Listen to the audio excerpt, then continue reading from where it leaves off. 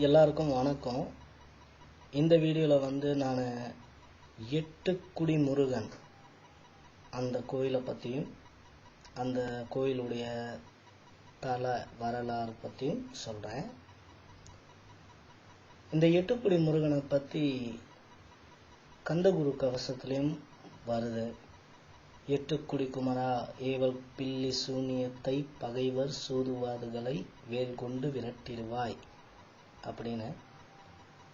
மேலும் நிறைய நாடி ஜோதிடத்தில் பார்த்தீங்கன்னா சித்தர்கள் அகஸ்தியர், கௌசிகர், அப்புறம் மற்ற சித்தர்களும் இந்த கோயிலில் போய் சில பரிகாரங்கள் செய்ய சொல்லியிருக்காங்க சில பேருக்கு.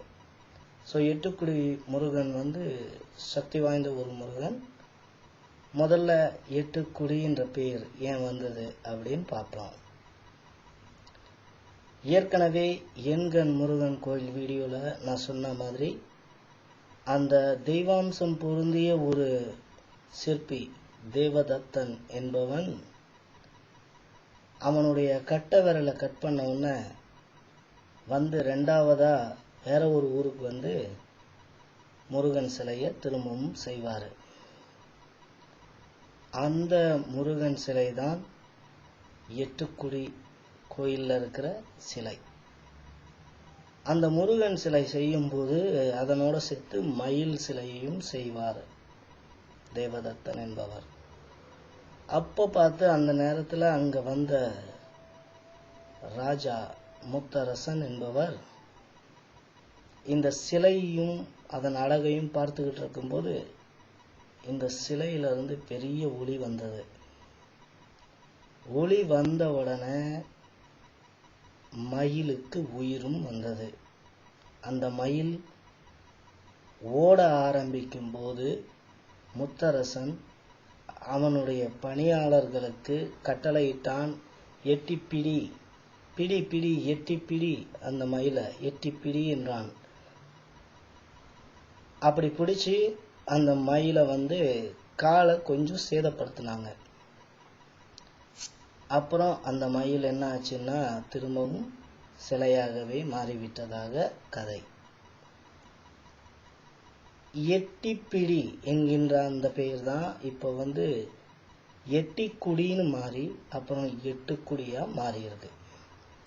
இந்த கோயிலில் முருகனுடைய சிலைக்கு என்ன ஒரு மகத்துவம் அப்படின்னு பார்த்தீங்கன்னா, நீங்கள் குழந்தையா நினச்சி பார்த்தா குழந்தை மாதிரியே தெரிவார். நீங்கள் அவரை வயசான வயோதிகராக பார்த்தா வயோதிகராக தெரிவார். இளைஞனாக பார்த்தா இளைஞனாக தெரிவார். நம்மளுடைய மனநிலைக்கேற்ப அந்த சிலை தன்னுடைய வடிவத்தை மாற்றி நமக்கு காட்சியளிக்கும். இதுதான் இந்த கோயிலில் இருக்கிற ஒரு தனித்துவம்.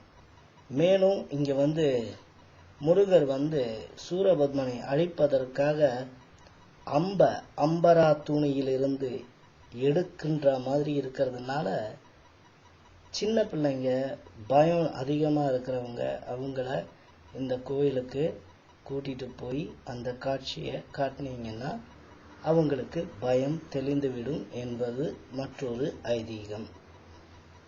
இதெல்லாம் விட முக்கியமான ஒரு அம்சம் என்னன்னாக்கா, இந்த கோயில்ல சித்தர் 18 சித்தர்கள்ல ஒருத்தரான வான்மீகர், அதாவது அவர் தான் வால்மீகி, ராமாயணத்தை எழுதினவர். எவ்வளவு பேருக்கு இது தெரியும்னு தெரியல.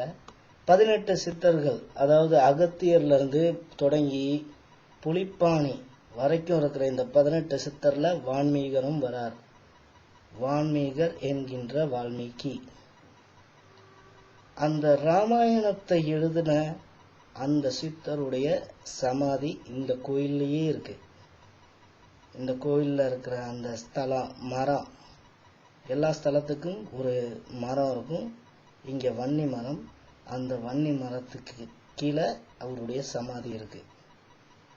சமாதிகள் எங்கெல்லாம் இருக்கோ அங்கெல்லாம் சக்திகள் ஜாஸ்தி. ஏன்னா சித்தர்கள் எந்த நேரத்திலையும் தங்களுடைய உருவங்களை அனிமா என்கின்ற டெக்னிக்கு அணுவை போல சிறிதாக்கவும் மகிமா என்கின்ற இன்னொரு டெக்னிக்கு ரொம்ப மகத்தா பெருசா தன்னுடைய உயரத்தை வளர்க்கவும், கரிமா கனம் பொருந்தியவர்களாகவும் மலையை போல, லகிமா மிகவும் லைட்டா காத்த போல ஆக்குவதற்கும், எல்லா இடங்களிலும் எல்லா காலங்களிலும் உருவமே இல்லாமல் பார்க்கக்கூடியவர்கள் இந்த சித்தர்கள்.